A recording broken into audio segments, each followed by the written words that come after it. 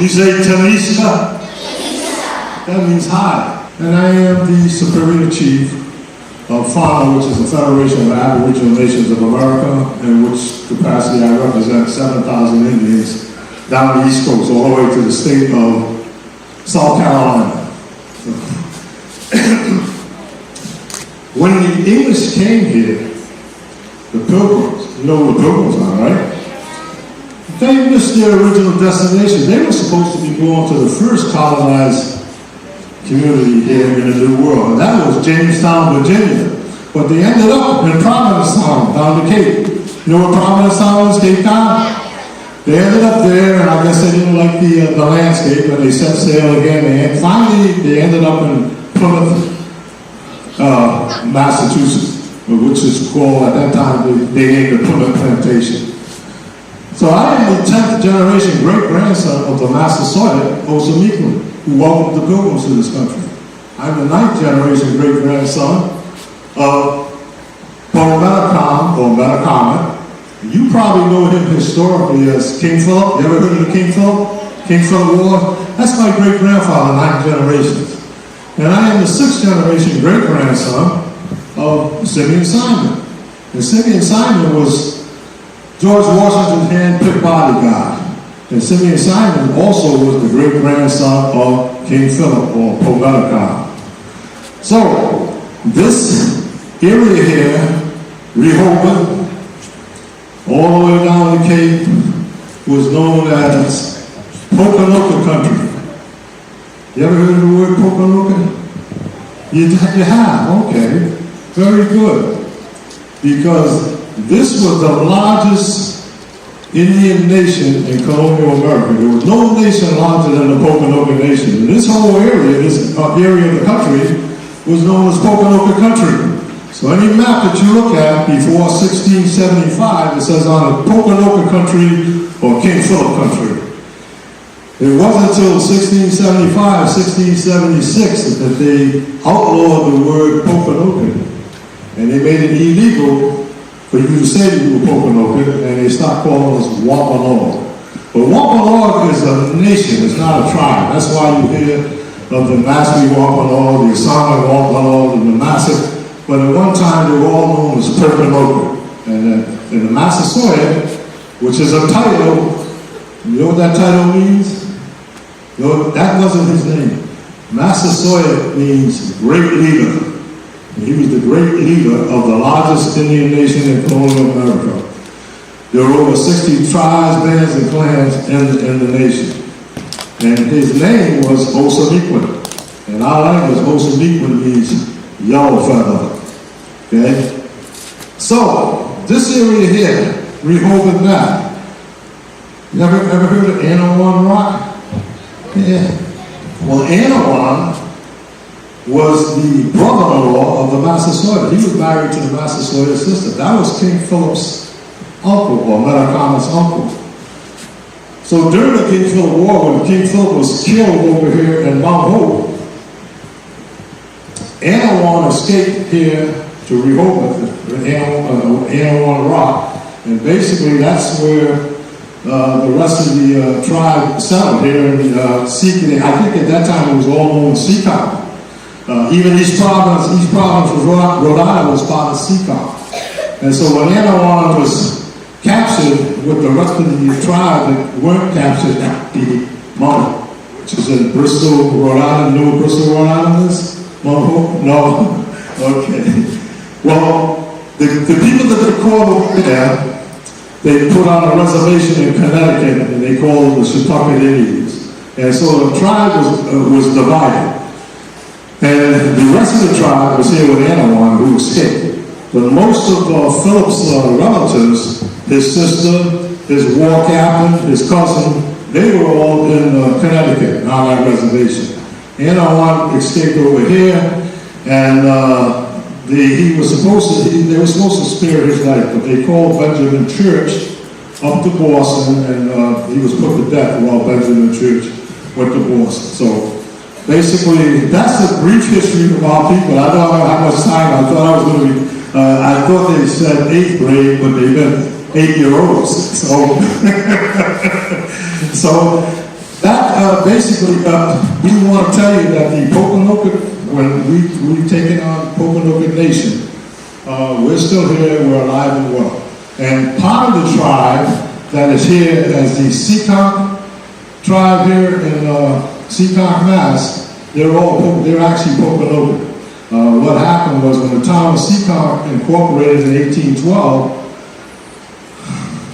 there were 3 villages of the Anawan captives left, and they couldn't call them Pokanoket because it was illegal, and so they named them the Seacon Indians. So those are my relatives on my father's side, but I come down from King Philip on my mother's side. So my father's great-grandfather or great-grandmother was Anawan's wife, and that's 10 generations. My mother's side comes down from King Philip. So both sides of my family. My name is Kiwi Mecca, and in English that is Little Feather. And we're going to sing a song for you. You heard the drum beating, boom, boom, boom, boom, like a heartbeat when you came in. That symbolizes the heartbeat that you hear even before you were born. And that is why our room is named Heartbeat of Pokanoket. And we sing and we dance in celebration of a life that has been created for us. And it's called, I keep taking the name, I want you to sing along with us though. It starts off, Achikali O Ali Ali I, Achikali O Ali Ali. So if you'd like to sing, you can sing with us. Okay? And then it's, wait.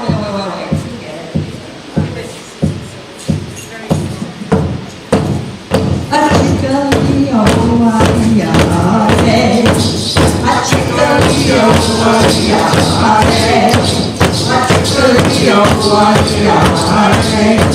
Achikali O Ali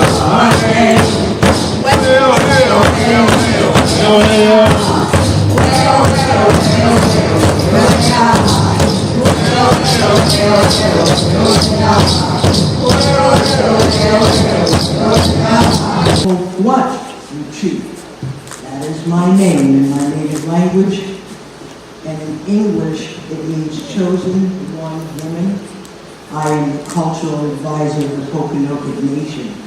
But before I tell this story, I have to acknowledge one major person in our group. Clan grandmother is sitting here, and she is one son. And I just want you to acknowledge her and give her a hand. I'm going to tell you last time that set up their winter hunting camps deep within the lush green forest, and were all moved into their longhouses. All of the families lived in longhouses. And in the evening time after supper, they would always tell stories. And there were stories for both the adults and stories for the children. And these stories were told by the keepers of wisdom. They were the folks who kept all the knowledge, history, and stories about the tribe. I am going to tell you one of those stories today, and I'm going to read it to you to make sure I get it right. Now, it is time for a story. You have worked hard today, and I am glad you are here. Listen well, my children. A long time ago, a turtle heard the birds talking about how wonderful the world was as they flew through the skies.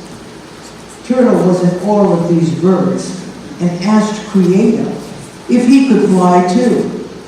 Creator told Turtle that all the animals and all the places had purposes and that it was not for him to fly. Turtle was not happy with this answer, and Turtle wished and wished he could fly. One day, two ravens. Does everybody know what a raven is? Oh, good. One day, two ravens were talking about how wonderful it was that the world looked when they were up in the skies and they were flying about. But they noticed that Turtle was very sad and quiet. Turtle told them that he was sad because just one time he would like to look at the world from the sky. When the birds came back, they had a large stick, and each one of them were holding on to an end. They went to the turtle and told him to grab on to the middle, and they would carry him above the world. Turtle got very excited. The birds told Turtle to hang on very, very tightly and not to let go by anything. Turtle grabbed on to the center of the stick, and each raven grabbed on to an end. Up they flew into the sky. Turtle was amazed at what he saw, and he exclaimed, "Oh, how wonderful!" Just as he did that, he let go of the stick, and down he went. He landed on his back with a big thud. The birds and the other animals all gathered around, but Turtle was mortally wounded, very badly hurt. His shell was shattered. Turtle called to the Creator and said it was worth it to die for being able to see all the wonderful things Creator had made. Then Creator took pity on Turtle and allowed the turtle's shell to be patched up. Once his shell was patched, the turtle had 13 large plates and 28 small plates around the edge of his shell. This was so Turtle would remember every day of every month that he was alive because he was given a second chance. And that is why every turtle in North America, that's the United States and Canada, our North American continent, have 13 moons and 28 days as the cycle of the year. I, chosen woman, have spoken. Let the word stand. Our hope.